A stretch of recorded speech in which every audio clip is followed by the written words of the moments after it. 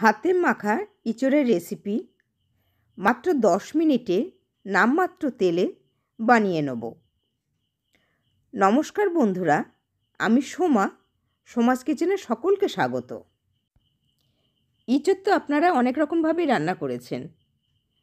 আমি আজকে যেভাবে ইঁচড়টা রান্না করব, এর স্বাদ মুখে লেগে থাকবে। তাহলে চলুন দেখে নেবেন রেসিপিটা। এখানে একটা ইঁচড়, ছোটো সাইজে একটা ইঁচড় ডুমো ডুমো করে কেটে নিয়েছি। এখানে দুটো মিডিয়াম সাইজের আলুও ইঁচড়ের মতো ডুমো ডুমো করে কেটে নিয়েছি। রান্নাটা করব আমি প্রেশার কুকারে, তাই প্রেশার কুকার নিয়ে নিয়েছি। এর মধ্যে ইঁচড়ের টুকরো আর আলুর টুকরো সবটা দিয়ে দেবো। ইঁচড় আর আলু দিয়ে দিলাম। এবার এর মধ্যে দিয়ে দিলাম পরিমাণ মতন লবণ,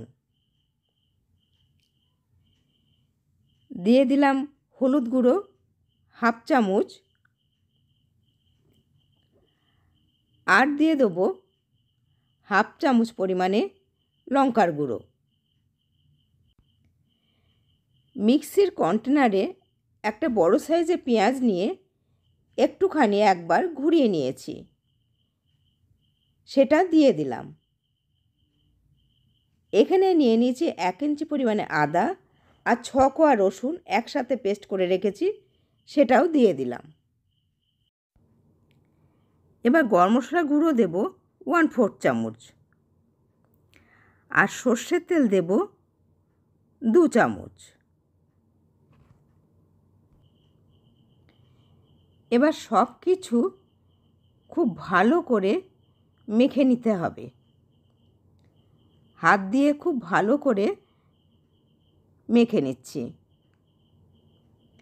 আমার রেসিপিটি যদি আপনাদের ভালো লেগে থাকে তাহলে লাইক এবং শেয়ার করবেন।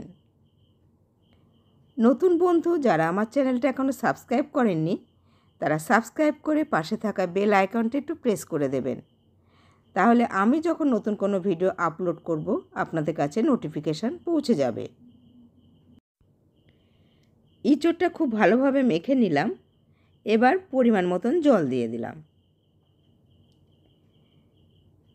একটুখানি মিশিয়ে নিয়ে এর মধ্যে এবার দিয়ে দেবো একটা মিডিয়াম সাইজের টমেটো কুচি, আর দেব হাফ চামচ চিনি। চিনি যাদের অসুবিধা আছে তারা অ্যাভয়েড করতে পারেন। খুব ভালোভাবে মিশিয়ে নেব। এবার প্রেসার কুকারের ঢাকনাটা আটকে দেব। 3টে সিটি দেব।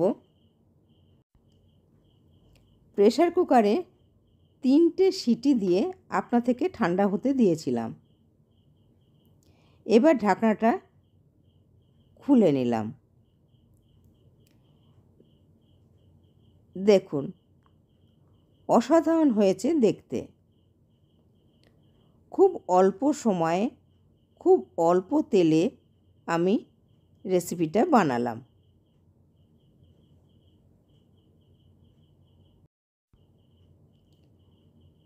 এবার পরিবেশন করে দেখাচ্ছি।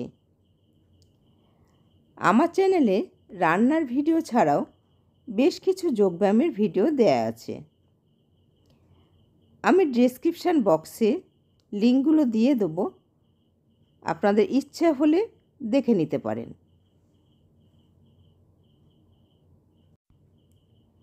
তৈরি হয়ে গেছে দুর্দান্ত স্বাদের হাতে মাখা ইঁচড়ের রেসিপি মাত্র 10 মিনিটে। আপনারাও বাড়িতে ট্রাই করে আমাকে জানাবেন কেমন হয়েছে। আজ এই পর্যন্তই, আবার দেখা হবে নতুন ভিডিওর সাথে। সকলেই ভালো থাকবেন। ধন্যবাদ।